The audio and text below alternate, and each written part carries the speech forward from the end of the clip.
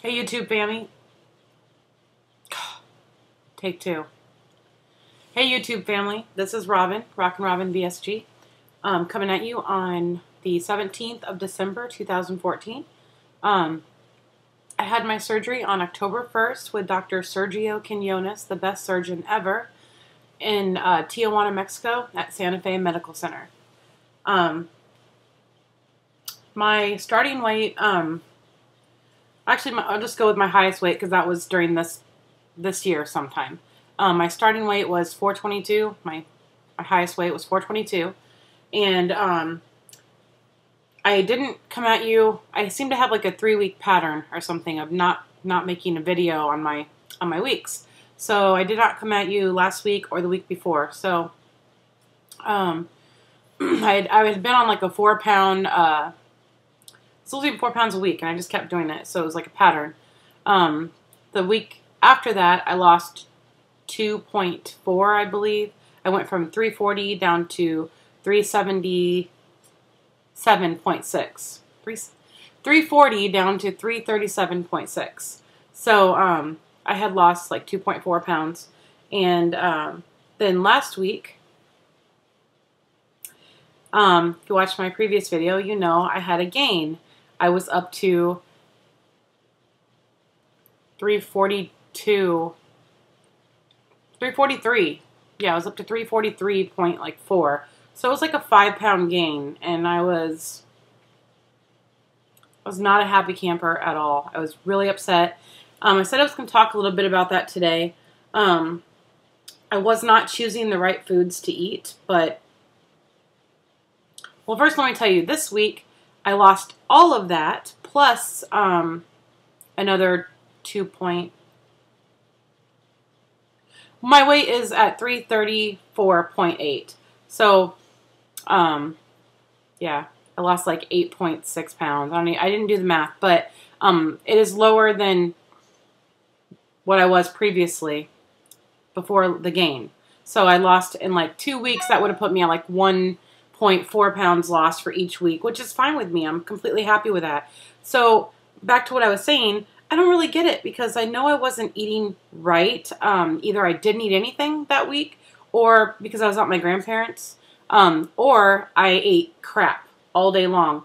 And I didn't enter it into anything, but I know that I was well under 1,000 calories. I was probably well under 800 calories because I might not have been eating the right foods, but I didn't really eat much of those foods. So the only thing I could think of is I gained because I was eating all that crap. But how could I if I didn't put that many calories worth of food in my body? But I was still feeling really guilty and getting down on myself for it. So, but then this week, I didn't really eat much different. But I lost all that. So I think I just need to quit freaking out because our bodies just do what they're going to do, and there's not really much you can do about it. So anyways, the total loss since my highest weight is 87.2, and the most awesome thing I'm excited about today is that I checked my BMI today, and it was at 55, and like 55.6, I think, but I'm going to go with 55. So, and then when I first started my journey, it was at 70.2 for my BMI. So I have lost 15 BMI points, which is crazy to me. Like, I remember thinking, oh, it'd be so awesome to be in the 50s for my BMI. I'm here. I don't really feel like I'm a lot smaller, but I'm here, so I must be feeling better. I have to be, right? I'm 15 points down in my BMI. So I thought that was really awesome and encouraging. And of course, I'm in a better mood because I saw that big loss. Of course, most of it was the gain that I had, but there was an extra loss, and that made me really, really happy. So, my challenge that I'm doing, talked a little bit about that on Saturday. So I was going to start it. I said I would start it that day, but to be quite honest, I probably haven't followed through very well this week.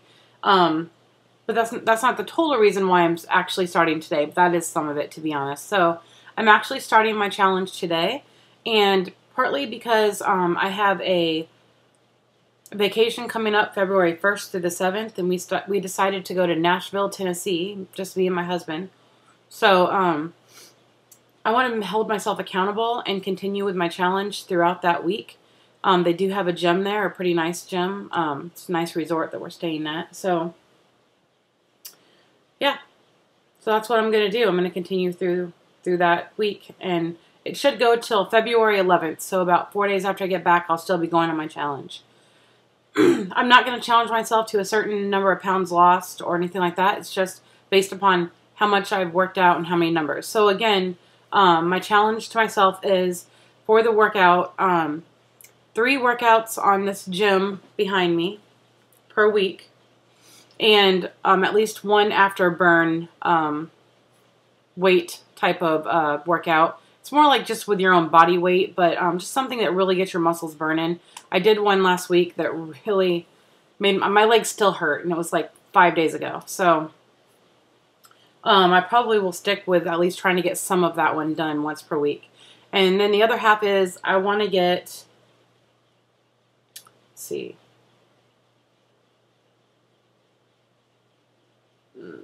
3 miles a week for 8 weeks is 24. No, I want to get 30 miles in for the 8 weeks. So I'm challenging myself to get 30 miles. That's pretty hefty for me, but I'm going to do that. So, and then to log my food on MyFitnessPal. So I'm going to start that. I hate logging food. I don't know. I can't tell myself that I'm not going to do it, because if I tell myself that, then I won't do it. So I'm going to say I'm challenging myself to do that every day, whether it's pretty or not pretty. I just want to log my food and see what I'm doing, and I want to try to get under 60 grams of carbs per day. The other part of my challenge, which I didn't talk about, I'm really bad about sleep. I don't know, I have an issue. I love to sleep. When I'm asleep, I don't want to wake up. I want to sleep in till, I don't want to wake up, ever. I'll sleep in until someone makes me get up. But going to sleep is a completely different story. I hate going to sleep.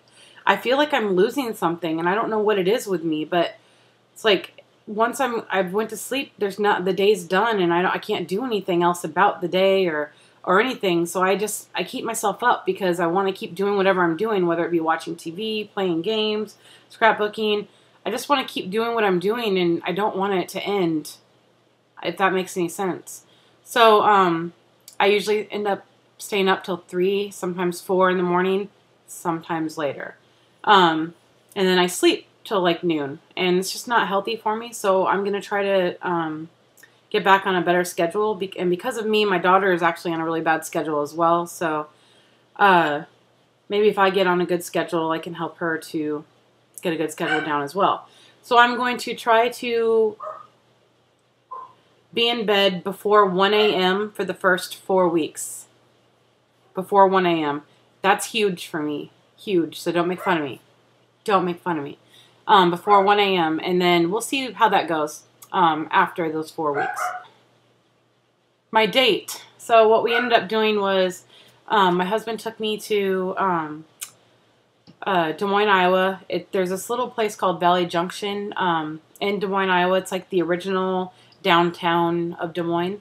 And we really miss Flagstaff, Arizona, that nice, quaint little feeling of their downtown area and stuff. And so he thought maybe we would like it, and we did. It was really cute. It wasn't as cute as Flagstaff, Arizona, but it was a cute little place. They had really cute shops, unique shops, like 70s store with vintage clothing from the 70s, and a really cool scrapbook store, a really cool kitchen store. Just lots of cute clothing stores that I can't wait to be able to shop in. Just like those clothes you see at those little, like when you go to souvenir towns and they have those little cute homemade clothes from people and stuff. Those types of clothes, and they're expensive, like really expensive. But when I get down to a weight where I can wear them, I will be buying them. Not all the time, but I will be buying some because I really love them. So we went there, and then we went to go see St. Vincent, a movie, what everybody does on a date. But it was a really good movie, and I'm glad we went. And after that, we went to a comedy club called The Last Laugh, and it's like improv, all improv. Kind of like, whose line is it anyway? So that was really cool. I really enjoyed that. We had a good time. Like I said, I mentioned it to somebody. My husband isn't like, he tries, but he doesn't have like the romantic quality to him. He likes doing like surprise type things, but it doesn't really incorporate romance into it. And so that still wasn't quite there, but it was better. It was definitely better. So we had a really good time. I was watching a video, Losing Weight Kate's video, and it's not all sunshine and unicorns. I think that was the name of it or something. Anyways, that wasn't important, but her video was really good because she kind of mentioned a little bit of struggles and stuff, and she was coming up on her 1 year mark, and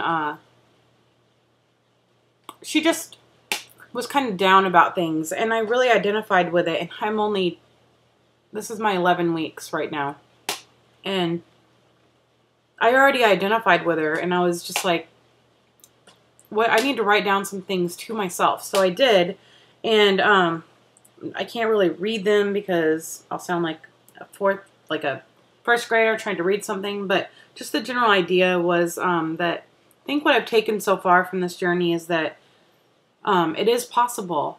This journey is possible, but you have to remember that it is really easy to get back into old habits. It happens right in front of your eyes. You know it's happening, but you're denying it. And you're telling yourself, oh no, I've done so much research and I really want this really bad. And I went and had a surgery, for God's sakes, to make it to where I could lose weight. And so I will never, after surgery, get to that point where I'm going to be back into my bad habits. I just won't ever let myself, because this is a serious thing. But it happens. It happens. And it already started to happen to me. Thank God I'm noticing it. I'm trying to take control of it. But the biggest thing is that this community is a big help, because when you're making videos, you're constantly reminding yourself what you're doing and why you're doing it, and that other people are doing this with you, and that they're struggling right alongside you. They're having losses, they're having gains, they're having stalls, and you're not the only one. You're not alone. So I think it's important to stay active in this community and on Facebook, and to have that support from people and to be able to give support to people. I think the biggest thing is that you let yourself forget. So you can't let yourself forget. You have to make yourself remember what you're doing this for and how serious of an issue this is. Just like you have to let yourself believe that it is possible. And so I think that's the biggest thing that I've learned so far in this journey, is that it is possible. I am able to do this because my whole 6-week pre-diet thing I did perfectly, and for almost 6 weeks afterwards I did perfectly. And that's 3 months of my life that I really didn't even hardly think about it. I was just doing it because I knew I had to. And so it's possible. Like, why is it so hard now afterwards when I know I can eat other stuff and I'm not trying to get ready for a surgery, or I'm not trying to heal from a surgery? Why now is my mind telling me you need to eat all these other things? So, and in my mind I'm telling myself it's not possible. I can't do that. I have to eat these things that I didn't get to eat. Now I have to eat them. But I did it for 3 months. It's possible. So I guess that's the biggest thing is, the big message is it's possible. Now I'll stop saying that for 5,000 times in a row. I'm not part of the book club that Finding Elizabeth has, but thinking I might want to do that now that I went back and I read a book that she suggested. I think it might have been their first book in their book club. It's called Daring Greatly, and it's all about vulnerability and scarcity and all these wonderful things you think of as bad. When they're not bad, they're actually good. I'm not done with it yet. I'm about 3/4 of the way through, but listening to this book has opened my eyes to the fact that I have all of these problems times 1,000. And so I think that, and I'm not going to get into every area that I have these issues in, but let's just say all areas. from social situations to at-home situations to in my head situations. I am afraid to be vulnerable. So I am the kind of person that attacks others to keep myself from feeling vulnerable. And I also am the kind of person that is afraid that if good things happen to me, something bad is going to happen right around the corner. Like, I'm kind of scared of good things to happen. So I think what I'm doing right now, is that I'm trying to encourage people to read this book because it's really helping me. Maybe you can just research what it's even about, see if it would help you. But I didn't go into this thinking this was me and that it was going to be something to help me. I just thought, I'll give it a try and listen to it. And I really like it. It talks about rehearsing disaster. And I don't know, it says a lot of other people do it, which I was not aware of. But I don't think they do it as much as me. But rehearsing disaster is like the kind of thing where your kid leaves to go in a car with someone to a city far away. And before they go, you're trying to decide whether to let them go or not. And you are rehearsing every possible scenario that could happen that it would be bad. And you're trying to head those up to keep them from happening. And you just can't do that. But for me, I'm actually rehearsing like the phone call I'd get from the cops telling me that my daughter's been in a car accident and is dead. What I would say back to the cop, what my life would be like for the next 3, 4, 5, 10 years, how awful it would be for me. This is how I live my life every single day. When my daughter leaves to go to Walmart, which is right down the road, and I'm not in the car, I rehearse it every single time. And this book is really helping me with that. So if you think you might have a problem with letting yourself be vulnerable, which is actually a good thing, because if you let yourself be vulnerable, you open yourself up to enjoy all the wonderful feelings. But if you lock it out and not let yourself be vulnerable to avoid the bad feelings that might happen, you're not also letting yourself enjoy life and the good things that could happen from letting yourself be vulnerable. If any of that makes any sense. If you're still with me, I'm so sorry. I have taken up so much of your time, but I just felt like I hadn't made a video for a while, except for Saturday. And I needed to talk a little bit. So this was my week 9, 10, and 11 update. And I will be back at you. I don't know, probably not again this week, but maybe. Who knows? Maybe I'll feel like talking. Other than that, it'll be next Wednesday. And for Fat Doesn't Define Me, I was telling you that I'm coming to Florida. I still am, but it's not going to be till the last part of April.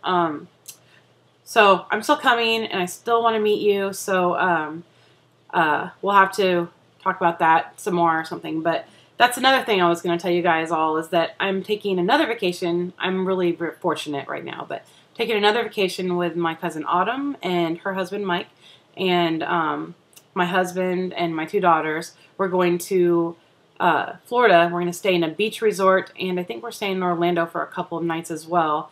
Total of 9 nights, and it's going to be fantastic, and I'm going to be so much smaller by then, and everything's going to be great. So I'm so excited. So many good things are going to come, and I'll be talking about so much of it and what things I'm planning. So, but anyways, that's it. I will let you all go. Bye.